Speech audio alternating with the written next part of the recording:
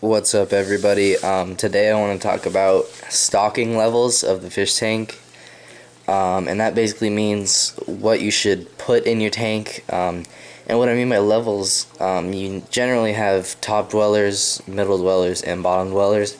And I always get questions people are asking, like, what should I stock my tanks with? And I always tell them pretty much the same general concept of a top dweller, middle dweller, and bottom dweller, just because it makes the tank more visually appealing, and it works out for the fish better because there's less aggression. Because if you have a general group of fish in the top, middle, and bottom, and they don't really like get in each other's territory, then you're bound to have a little less aggression than you would if you had like all the same kind of levels. And that also, like in cichlid tanks, African cichlids, they're all pretty much at the same level, which is generally right in the bottom area, bottom to middle, and they that's why those tanks are the temperament of the fish makes them more aggressive, but just having them all at the same level of the tank also adds a little bit to the aggression level of those fish. But in a general tropical community tank, you want to have those levels. In this one, I have, for my top, I have my angel, who generally, I keep saying that word too much, but he mainly stays in the top, sometimes in the middle. So yeah, angelfish are a great top dweller if you have a larger tank. I also recommend gouramis. Dwarf gouramis are pretty nice. I used to have one in here, and those are also great for the top dwellers in a little smaller tanks. I'd say like a 20-gallon, even a 10 would be, depends on the species, but you could have like a honey gourami in a 10-gallon, and that'd be your top dweller. So there's your top dwellers for you. Then medium dwellers, I have 18 neon tetra, as you can see, although they kind of get a little low in the tank. They're not, I don't know, they're cheap and hardy.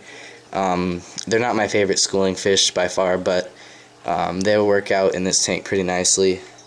Give it good contrast and color. I also have cherry barbs, which I really kind of regret getting, because in a tank, I'd say like 55-gallon or above, you can get away with 2 schooling fish, but in a tank like this, which is a little bit smaller, you kind of want to stay with 1 schooling fish, because then it just looks a little sloppy, like there's two things going on at once instead of one big mass. There's a little bit of a, I don't know, but it's a red and blue fish, so it kind of works out. The barbs are red, and the neons are, I guess, mainly blue, but they do have red too. And you can, generally most tetras are good, schooling fish and tetras are good for the middle of the aquarium. And then you have your bottom dwellers, which I apologize for the algae on the glass, still have not cleaned that. Bottom dwellers, you have your cleanup crew and catfish, plecos, shrimp even. There's a lot of things you could do on the bottom. I prefer cories, because I don't have a huge tank for like a pleco. Even bristlenose would be alright in here, but I don't know, I'm just not into plecos too much. And yeah, so cories are a great option for tanks from 10 to as big as you want. They look awesome in a huge tank. Like a school of 15 of them just looks awesome.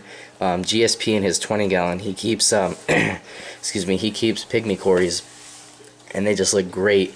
I think he has like 15 of them in there, I believe you said, but they look really nice, because even in a tank of a 20 long, the pygmy cory species are very small, so you get just a herd of them schooling across the tank, and it looks great. So yeah, that's basically what you guys want to look for. I also have a German blue ram in here. That can go bottom to middle also. There's the ram. Very nice colors. Love that fish. So yeah, that's that kind of, you can go in and out of the rules, but you generally want to stick to the 3 levels of the tank, and I don't think I'm forgetting anything. And yeah, I really don't want to bring this up, but I'm getting so many questions about the Fish Tank TV thing, and I get the same ones over and over again. I'm not going to come back anytime soon. I just don't want to have to put up with the people in there. I talked to Dustin about it. He said that he never really said to go that hard on the rules.